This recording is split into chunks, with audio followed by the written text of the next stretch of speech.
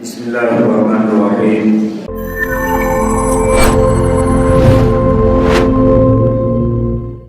الحمد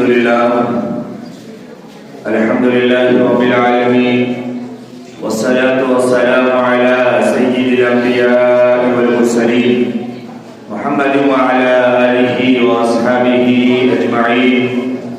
أما بعد، فقد قال الله تبارك وتعالى في القرآن المجيد: أعوذ بالله من الشيطان الرجيم، بسم الله الرحمن الرحيم. يا أيها الذين آمنوا كتب عليكم الصيام كما كتب على الذين من قبلكم لعلكم تتقون. وقال الله عز وجل في مقام: الشيطان يعدكم الفقر ويأمركم بالفحشاء والله يعدكم مغفرة منه وفضلا والله واسع عليم. صدق الله العظيم. وقال النبي صلى الله عليه وسلم في مقام: إن الله فرض صيام رمضان وسننت لكم قيامه فمن صامه وقامه إيمانا واحتسابا خرج من ذنوبه كيوم ولدته أمه أو كما قال عليه الصلاة والتسليم. وقال النبي صلى الله عليه وسلم في مقام: الصيام والقرآن يشفعان للعبد. وقال النبي صلى الله عليه وسلم: يا ابن آدم أنفق أنفق عليك، أو كما قال عليه الصلاة والتسليم. اللهم صل على محمد وعلى آل محمد كما صليت على إبراهيم وعلى آل إبراهيم إنك حميد مجيد. اللهم بارك على محمد وعلى آل محمد كما باركت على إبراهيم وعلى آل إبراهيم إنك حميد مجيد. حاضرین گرامی، اللہ رب العزت کا بے پناہ شکر اور احسان ہے. مالک کریم نے ہم تمام لوگوں کو اپنا خاص اور عظیم الشان مہینہ رمضان المبارک کا عظیم المرتبت مہینہ ہم سبوں کو عطا فرما دیا. اللہ رب العزت کا ہمیں شکر ادا کرنا چاہیے. لئن شکرتم لأزیدنکم، شکر کرو اور توفیق ملے گی اور برکتیں ملے گی اور اضافہ ہوگا. لئن کفرتم لأزیدنکم، اور اگر ناشکری کرو گے، اگر یہ سمجھو گے کون سا مہینہ آ گیا، کیا آفت آ گئی، نہ کچھ کر پا رہے ہیں، نہ کھا پا رہے ہیں، نہ پی پا رہے ہیں، تو اللہ رب العزت نے فرمایا پھر یہ سمجھ لو کہ میری پکڑ بھی بڑی سخت ہے، میرا عذاب بھی بڑا سخت ہے. اس لیے شکر کا ماحول پیدا کریں، شکر کریں. دو چیزیں ہمیں ہر حال میں دھیان رکھنا چاہیے اور خیال کرنا چاہیے. ایک تو اس بات پر ہمیں خوش ہونا چاہیے، اللہ سے توفیق مانگنی چاہیے اور دعائیں کرنی چاہیے کہ اللہ رب العزت نے ہم پر اب تک یہ کرم کر رکھا ہے کہ رب کریم نے ہم تمام کو رمضان کا مہینہ عطا فرما دیا. دوسری طرف ہمیں احساس بھی ہونا چاہیے اور پھر ہمیں فکر بھی ہونی چاہیے اور ہمیں غم بھی ہونا چاہیے کہ آج رمضان المبارک کے عظیم الشان مہینے کی 11ویں تاریخ ہے. آج 11واں روزہ پورا کر رہے ہیں مسلمان اور مومن، اور رمضان المبارک کا پہلا عشرہ گزر گیا، جس عشرے کو جناب محمد رسول اللہ صلی اللہ علیہ وسلم نے فرمایا تھا کہ یہ رحمت والا عشرہ ہے. اور یہ بات بالکل حقیقت ہے کہ بغیر اللہ کی رحمت کے شامل حال ہوئے بندہ نہ تو دنیا میں کامیاب ہو سکتا ہے اور نہ تو آخرت میں کامیاب ہو سکتا ہے. قیامت کے منظر کو بیان کرتے ہوئے، حساب و کتاب کے معاملات کو بیان کرتے ہوئے بیان فرمایا کہ اللہ رب العزت ایک شخص کو بلائیں گے اور اسے کہیں گے کہ جاؤ، تجھے میں نے اپنی رحمت سے معاف فرما دیا، اپنی رحمت سے میں نے تمہیں مغفرت عطا کر دی، جا تو جنت میں چلا جا. وہ بندہ کہے گا اے اللہ، میں نے نمازیں پڑھی تھی، روزہ رکھا تھا، ذکر و اذکار کیا تھا، تلاوتیں کی تھی، صدقہ و خیرات کیا تھا، بہت ساری نیکیاں کر کے میں دنیا سے آیا ہوں، اور آپ فرما رہے ہیں کہ میں نے اپنی رحمت سے تجھے معاف کر دیا۔ جب رحمت سے ہی مجھے معاف کرنا ہے اور رحمت سے ہی میں معاف ہوا تو پھر میرے ان تمام اعمال کا کیا ہے؟ اللہ رب العزت فرشتے کو حکم دیں گے کہ اسے لے جاؤ اور ذرا جہنم کے دور سے اسے جہنم کا سیر کرا کر کے لاؤ۔ جہنم میں نہیں لے جانا ہے، جہنم کے دور سے اسے جہنم کا سیر کراؤ۔ روایات میں آتا ہے کہ جہنم کی کافی دوری سے فرشتے اسے ٹہلا رہے ہوں گے، گھما رہے ہوں گے، پھر اسے اچانک پیاس لگے گی، جہنم کی تپش کی وجہ سے، جہنم سے جو گرماہٹ آ رہی ہوگی اس کی وجہ سے اسے پیاس لگے گی، اور جب پیاس لگے گی تو بندہ پانی مانگے گا۔ جب پانی مانگے گا تو پھر فرشتے اللہ سے مخاطب ہو کر کے پوچھیں گے، اللہ فرمائیں گے اسے کہو کہ پانی تو تمہیں ملے گا یہاں پہ، لیکن شرط یہ ہے کہ جو اعمال تم دنیا سے لائے ہو وہ تمام اعمال تمہیں دینے ہوں گے، ان تمام اعمال کے بدلے میں ایک گلاس پانی تمہیں ملے گا پیاس بجھانے کے لیے۔ بندہ اس میں تیار ہو جائے گا اور وہ پانی پی لے گا، پھر اس کے بعد واپس آئے گا۔ واپس آنے کے بعد اب وہ کہے گا کہ اللہ میں جاؤں جنت کی طرف۔ اب اللہ سوال کریں گے کس بنا پہ جاؤ گے جنت میں؟ جنت میں کس بنا پہ جاؤ گے؟ کوئی اعمال لائے ہو جنت کے لیے؟ تب گنائے گا، کہے گا وہ اعمال ہے کہاں؟ وہ تمام اعمال تو تم نے ایک گلاس پانی کے بدلے میں بیچ دیا ہے۔ پانی تو تمہیں اس شرط پہ ملی تھی نا کہ وہ اعمال تمہیں دینے ہوں گے، تم نے قبول کیا کہ ٹھیک ہے، پھر تمہیں ایک گلاس پانی ملا۔ ایک گلاس پانی کے بدلے میں تم تو پورے اعمال کو بیچ چکے ہو، اب جنت میں کیا لے کر کے جاؤ گے؟ اس کے بعد بندے کو بات سمجھ میں آئے گی اور کہے گا اللہ تو رحیم ہے، تو کریم ہے، تو پہلے بھی اپنی رحمت سے بھیج رہا تھا، اب بھی اپنی رحمت سے بھیج دے۔ تو اللہ کی رحمت اگر شامل حال نہ ہو تو بندے کا دنیا میں بھی کوئی کام نہیں بنتا اور آخرت میں بھی کوئی کام نہیں بنتا۔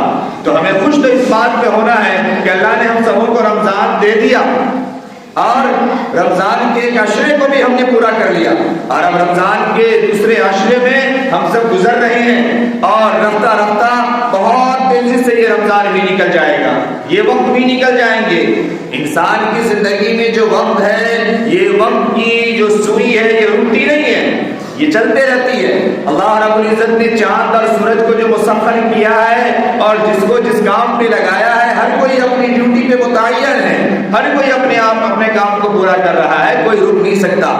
وقت بہت تیزی سے گزرتا ہے، وقت کی رفتار یہ بجلی کی رفتار سے بھی زیادہ ہے، ہمارے اندر احساس نہیں ہے، لیکن ہمیں دوسری طرف فکر اس بات کی کرنی ہے، غم اس بات کا کرنا ہے، اور اپنا محاسبہ کرنا ہے، اور یہ دیکھنا ہے کہ اے اللہ ہمیں جو قرآن میں یہ حکم دیا کہ ہم تمہارے اوپر روزے کو فرض کر رہے ہیں، روزہ ہم تمہیں عطا کر رہے ہیں، اور دیکھو یہ روزہ ہم صرف تمہیں ہی نہیں دے رہے، ہم نے تم سے پہلے کی تمام قوموں کو بھی اور تمام امتوں کو بھی روزہ دیا تھا۔ اور روزہ دینا اور روزہ فرض کرنا اس کا مقصد یہ نہیں ہے کہ تم پر بار ڈال دیا جائے، بوجھ ڈال دیا جائے، تمہیں بھوکا رکھا جائے، تمہیں پیاسا رکھا جائے، صرف اس لیے تمہیں روزہ نہیں دیا گیا ہے۔ روزہ تمہیں خاص مقصد کے تحت دیا گیا ہے، لعلکم تتقون، کہ تم سدھرے یا نہیں سدھرے، تمہارے اندر پرہیزگاری آئی یا نہیں، تقویٰ تمہارے اندر اترا یا نہیں اترا، تمہارا جسم بھی پاک ہوا یا نہیں ہوا، تمہاری روح بھی پاک ہوئی یا نہیں ہوئی۔ اللہ نے اتنا قیمتی جسم دیا اور جسم کی حفاظت کے سارے احکام دیے، جسم کی غذاؤں کو اللہ نے قرآن میں بیان کر دیا، روح دیا، روح کی غذاؤں کو اللہ نے قرآن میں بیان فرما دیا، روح اور جسم مل کر کے انسان دنیا میں مکمل ہوا، اور پھر اس کے بعد اس کے اوپر اعمال ڈالے گئے، اور دونوں کے اعمال اچھے ہونے کی وجہ سے پھر دنیا بھی اچھی اور آخرت بھی کامیاب ہونا۔ تو کس کو پورا کیا یا نہیں کیا؟ لعلکم تتقون، اس تقوی کے بارے میں ہمیں غور کرنا ہے اور یہ دھیان دینا ہے کہ اللہ نے سدھرنے کا جو موقع دیا، اور ساتھ میں یہ کہا بھی کہ دیکھو میری رحمت غالب ہے، میری رحمت عام ہے۔ میرے محترم بزرگوں اور دوستو، میں ایک بات مثال سے بیان کر رہا ہوں، بڑے غور سے سمجھیے گا۔ ہم سب اپنے گھروں میں رہتے ہیں، ہمارے گھر کے بچے، ہمارے اپنے لوگ ہم سے سب روز خرچ مانگتے ہیں، سب دن پیسہ مانگتے ہیں، اور ہم کبھی بچے کو دیتے ہیں اور کبھی نہیں بھی دیتے، کبھی ڈانٹ بھی دیتے ہیں، کبھی بھگا بھی دیتے ہیں، روز روز پیسہ مانگتا ہے، ابھی تو دیا تھا پھر تو لینے آ گیا، ابھی 10 روپے لیا تھا پھر 5 روپے مانگ رہا ہے، کل ہی تو 50 روپے لیا تھا۔ ایسا کرتے یا نہیں کرتے؟ لیکن جب ہمارے گھر میں خاص موقع آتا ہے، ابھی جب الوداع کا دن آ جائے گا، جب عید کا دن آئے گا، جب اور کوئی تقریب ہوگی، ہم خود پہلے سے اپنے جیب میں پیسے کا انتظام کر کے رکھتے ہیں، چھٹا کر کے رکھتے ہیں، چلر رکھتے ہیں، اور پھر ہم خود بچوں کو بلا کر کے دیتے ہیں، یہ لو تمہارے، یہ لو تمہارے، یہ لو تمہارے، یہ لو تم خرچ کرو، یہ لو تم کھاؤ، یہ لو تم اس کا استعمال کرو۔ کرتے یا نہیں کرتے؟ تو اسی طریقے سے میرے محترم بزرگوں اور دوستوں، بڑی گہرائی سے بات سمجھیے، رمضان میں اللہ رب العزت خود بندوں سے مخاطب ہے۔ اللہ کی رحمت رمضان میں عام ہے، سال بھر ہم گراتے رہے، سال بھر ہم روتے رہے، سال بھر ہم اللہ سے مانگتے رہے، یقیناً اللہ کی رحمت اور اللہ کی مدد سال بھر بھی ہمارے ساتھ شامل حال رہی، تبھی ہم زمین پہ ٹکے رہے، تبھی ہم باقی رہے، تبھی ہم عزت سے رہے، تبھی ہم سرخرو رہے، تبھی ہم کامیاب رہے، تبھی ہماری روزی اور روٹی چلتی رہی۔ اگر اللہ کی نظر رحمت نہ ہوتی تو سال میں بھی نہیں چلتی۔ لیکن کبھی ایسا ہوا، بہت ساری دعائیں ہم نے مانگی، کبھی ہمیں ایسا لگا کہ ہماری دعائیں قبول ہو گئی، اور کبھی لگا کہ ہماری دعائیں قبول نہیں ہوئی، کبھی ہماری دعائیں قبول نہیں ہوئی۔ لیکن رمضان یہ وہی خاص مہینہ ہے کہ جس مہینے میں اللہ رب العزت نے اپنے رحمت کے دروازے کو کھول دیا ہے، اپنی رحمت کو عام کر دیا ہے۔ اللہ رب العزت روزانہ آسمان سے یہ منادی لگوا رہے ہیں، روزانہ یہ پکار لگا رہے ہیں، صبح فجر کی وقت تک یہ فرشتہ آواز لگاتا رہتا ہے، اللہ خود آسمانی دنیا کی طرف متوجہ رہتے ہیں، اور یہ صدائیں لگتی رہتی ہے کہ آج ہے کوئی مانگنے والا، ہے کوئی رمضان کی راتوں میں مجھے یاد کرنے والا، ہے کوئی رمضان کے وقت افطار میں مجھ سے دعائیں کرنے والا، ہے کوئی رمضان میں فجر کے وقت مجھ سے کوئی دعائیں مانگنے والا، ہے کوئی اپنے روزوں کی حفاظت کر کے مجھ سے یہ کہہ دینے والا کہ اے اللہ میں نے تیری رضا کے لیے روزہ رکھا ہے، اور اے اللہ تو نے یہ وعدہ کر رکھا ہے کہ روزے کا بدلہ میں خود دوں گا۔ ہر عبادات کے لیے ہم نے فرشتوں کو مقرر کر رکھا، فرشتے تمام ثواب کو لکھ رہے ہیں، لیکن جب بات روزے کی آتی ہے اللہ فرماتے ہیں خبردار خبردار، یہ روزہ میرے لیے ہے، اس کا بدلہ میں خود ہی دوں گا۔ تو اللہ آواز لگوا رہے ہیں، آج خاص موقع ہے، آج منع نہیں کیا جائے گا، آج بن مانگے ملے گا۔ اللہ کی رحمت بہانہ ڈھونڈ رہی ہے، اللہ کی رحمت موقع ڈھونڈ رہی ہے۔ شرط یہ ہے کہ ہم نے اپنا محاسبہ کیا یا نہیں کیا، ہم نے اپنے آپ کو بنایا یا نہیں بنایا، سنوارا یا نہیں سنوارا۔ تو ڈرنے کی ضرورت اس بات سے ہے کہ رمضان کی جو 10 دن نکل گئے، جو پہلا عشرہ رحمت والا نکل گیا، ہم اپنے اندر جھانکیں، غور کریں، اپنا محاسبہ کریں، اور یہ دیکھیں کہ ہم نے کون سا کام ایسا کیا ہے جس سے اللہ کی رحمت ہمیں مل جائے۔ کیا ہم نے اللہ کی رحمت حاصل کرنے والا کوئی عمل کیا بھی ہے؟ کیا ہمارے اندر کوئی تبدیلی آئی بھی ہے؟ کیا ہمارا دل پاک ہوا ہے؟ کیا ہمارا نفس صاف ہوا ہے؟ کیا ہم نے اپنا تزکیہ کیا ہے؟ کیا ہم نے زبان کو جھوٹ سے، غیبت سے، چغل خوری سے، گالی سے، گلوچ سے، غلط اور سڑے اور ناپاک چیزوں کے کھانے اور پینے سے پاک کر لیا ہے؟ کیا ہماری نگاہیں بد نظری کرنے سے پاک ہو گئی ہے؟ کیا ہم نے ہمارے دماغ میں جو اور قسم قسم کے گناہ بھرے ہوئے تھے کیا ہم نے وہ چھوڑ دیا ہے؟ کیا ہم اللہ کی پاک زمین، جس زمین کو اللہ نے اتنا پاک بنایا کہ تمہیں پانی نہ ملے فتیمموا صعیدا طیبا، کہ اس زمین اور اس دھرتی سے تم تیمم کر سکتے ہو، اس سے تم نمازیں پڑھ سکتے ہو، اس اللہ کی پاک زمین کو ہم نے الگ الگ یہاں وہاں جہاں تہاں دن میں اور رات میں اور صبح میں اور شام میں بیٹھ کر کے جو ہم نے ناپاک کیا ہے، کیا ہم نے اس رمضان میں بھی اس کا خیال کیا یا نہیں کیا؟ یا اس رمضان میں بھی ہماری وہی چالیں بے ڈھنگی ہے؟ کیا ہم اس رمضان میں بھی وہی دن گزار رہے ہیں؟ اگر وہی دن گزار رہے ہیں تو اب بھی موقع ہے، اب بھی موقع ہے کہ رحمت والا عشرہ تو گزر گیا، رحمت تو نکل گئی، لیکن مغفرت والا عشرہ شروع ہوا ہے۔ مغفرت والے عشرے کی آج پہلی دن ہے۔ اللہ سے دعا کرے، اللہ سے روئے، اللہ سے گر گرائے اور معافی مانگے۔ میرے محترم بزرگوں اور دوستوں، میں نے ہمیشہ کہا ہے، ہمیشہ کہا ہے، اور ہم سب جانتے ہیں، ہم میں کا کوئی نہیں جانتا، کسی کو نہیں معلوم ہے کہ اگلا رمضان اس کی زندگی میں آئے گا یا نہیں آئے گا۔ کتنے جوان اسی امید میں چلے گئے، کتنے بوڑھے اسی امید میں چلے گئے، کتنی عورتیں اسی امید میں چلی گئی، اور کتنے بچے اسی امید میں چلے گئے کہ ابھی تو ہم دنیا میں آئے ہیں، لیکن کب تک دنیا میں رہنا ہے یہ کسی کو نہیں معلوم۔ اس لیے ہمیں اپنے مغفرت کا سامان کر لینا چاہیے، اور جو رمضان کے دن مل گئے ہیں، جو رمضان کی راتیں مل گئی ہے، اسے ہمیں آخری سمجھ کر کے اپنے رب کو راضی کر لینا چاہیے اور اپنے رب سے مغفرت کروا لینی چاہیے۔ اگر ہم رمضان میں متقی نہ بن پائیں، رمضان میں بھی سدھر نہ پائیں، اور رمضان میں سدھریں کیا؟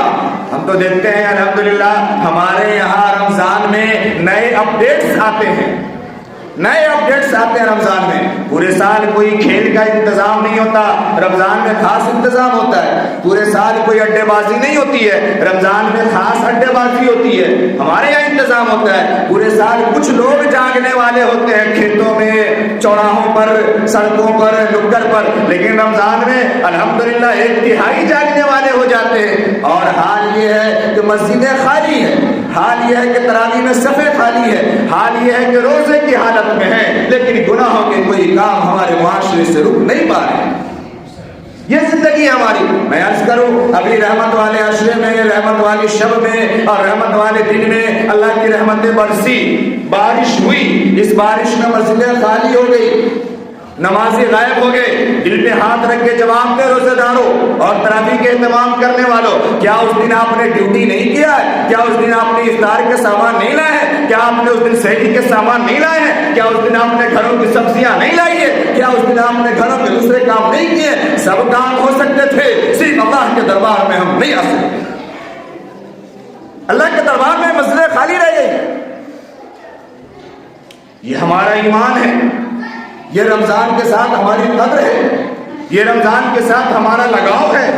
ہم غور کر کے دیکھیں، رمضان کے دنوں میں مسجدیں خالی ہے، لیکن انہی آنکھوں نے دیکھا کہ کھیت میں پانی بھرا ہوا ہے، لیکن پھر بھی 11 بجے اور 12 بجے جو تھوڑی تھوڑی جگہ سوکھی ہے، وہاں پہ موبائل جلا جلا کے لوٹ کے بیٹھے ہوئے ہیں، اور وہاں پہ مجلسیں چل رہی ہیں ان کی رات کے وقت میں۔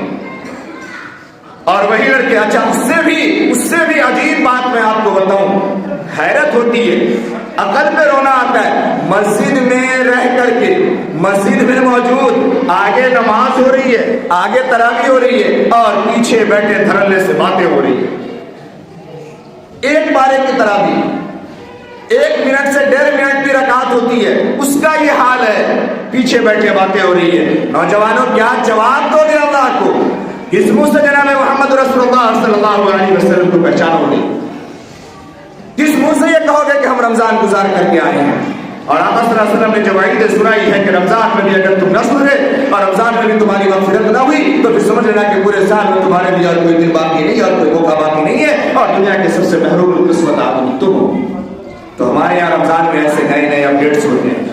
گناہوں کے کام کو چھوڑیں، رمضان آتا ہی اس لیے ہے، رمضان ملتا ہی اس لیے ہے کہ رمضان میں ہم گناہوں کے کام کو چھوڑ دیں۔ اللہ کے نبی صلی اللہ علیہ وسلم نے کیا بیان فرمایا؟ الصیام والقرآن یشفعان للعبد، کہ قرآن اور روزہ یہ دونوں بندے کے حق میں شفاعت کریں گے۔ روزہ کہے کہ اللہ میں نے اس کو دن بھر کھانے پینے اور دیگر جائز خواہشات سے میں نے اسے روکا رکھا، میری شفاعت قبول جائے۔ روایت میں اللہ شفاعت قبول فرمائیں۔ قرآن کہے کہ اللہ میری وجہ سے یہ راتوں کو 1 گھنٹے 1.5 گھنٹے کھڑا رہتا تھا، جاگتا تھا، نمازیں پڑھتا تھا، اٹھ بیٹھ کرتا تھا، سنتا تھا، اللہ قرآن کی شفاعت قبول فرمائیں۔ اب غور کر کے دیکھیں نا آپ خود کہ روزہ رکھ رہے ہیں، اور اگر رکھ رہے ہیں تو کیسا رکھ رہے ہیں؟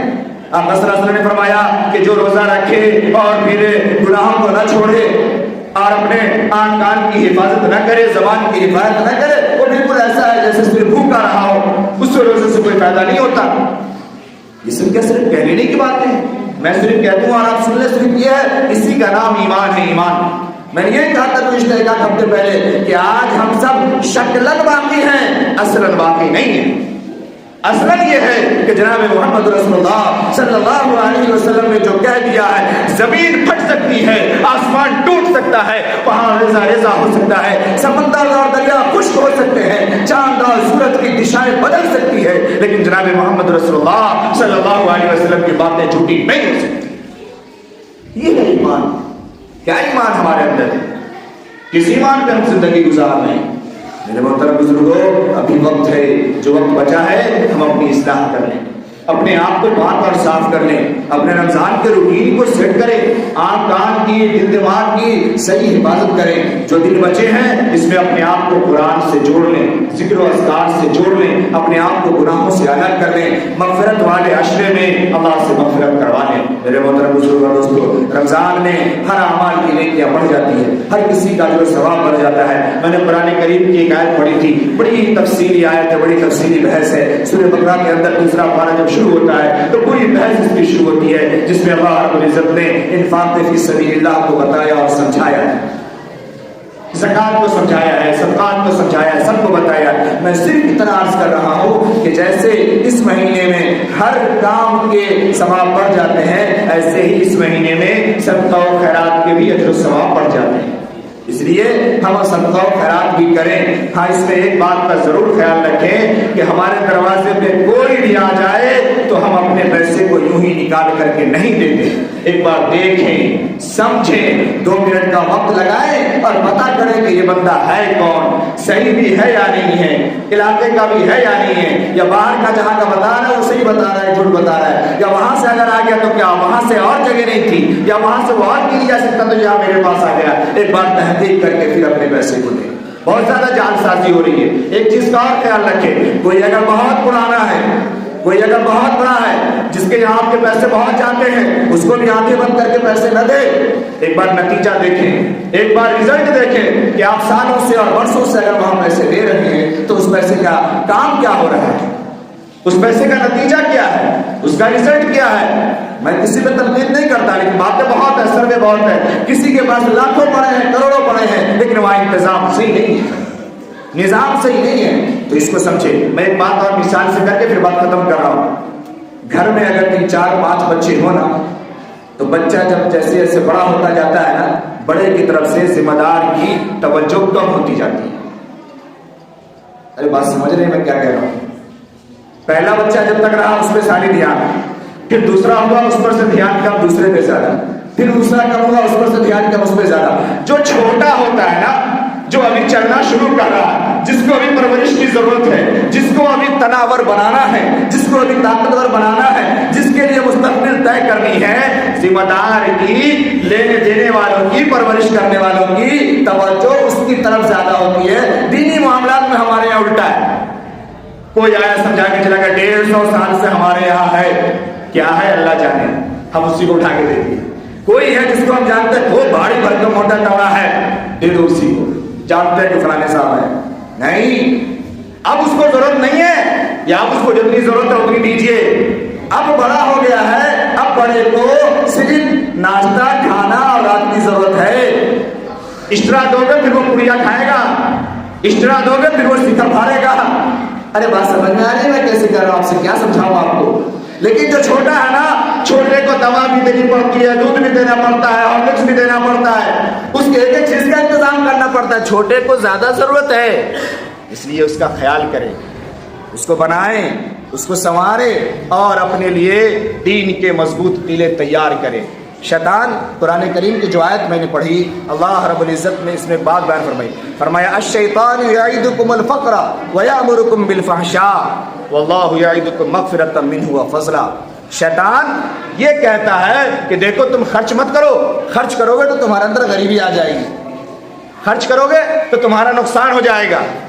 یہ بات سے تو خرچ سے تو منع کرتا ہے، اور آگے ویأمرکم بالفحشاء، پھر وہ برائی کے راستے دکھاتا ہے، بے حیائی کے کام سجھاتا ہے۔ وہاں خرچ مت کرو، بچا کے رکھو شادی میں لگانا، بچا کے رکھو اس کام میں لگانا، بچا کے رکھو اس کام میں لگانا، بچا کے رکھو ادھر انویسٹ کرو، بچا کے رکھو ادھر انویسٹ کرو۔ اللہ فرماتا ہے واللہ یعیدکم مغفرۃ منہ وفضلا، اللہ نے یہ وعدہ کیا ہے کہ اگر تم کرو گے تو ہم مغفرت بھی فرمائیں گے اور ہم فضل کا معاملہ بھی فرمائیں گے، یعنی تمہارے خرچ کرنے سے فقر نہیں آئے گا۔